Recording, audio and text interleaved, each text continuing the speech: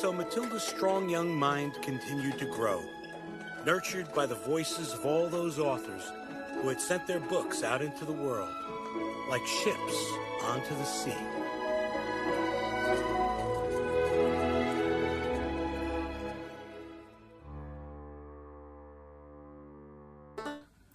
My name is Amber Lipman. I have written the book, lyrics, and music for the new musical, Nottingham. So I started writing Nottingham almost 10 years ago. It'll be 10 years this summer.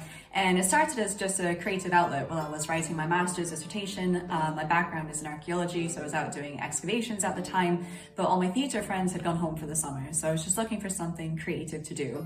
And the idea to write a musical came at about the same time to make it about Robin Hood. The idea came instantly, because Robin Hood is just the perfect conjunction of all of my interests and my background between theatre and history and archaeology and literature and a passion for the medieval period. Like, Robin Hood was such an obvious choice.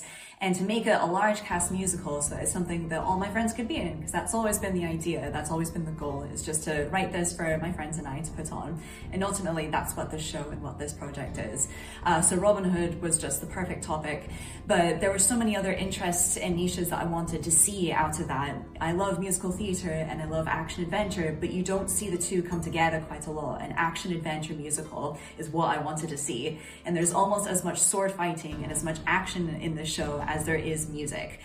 So finding a way to fill that niche. But also in terms of the sound of the music, I've tried to create a very folk medieval sound that feels authentic to the ballads.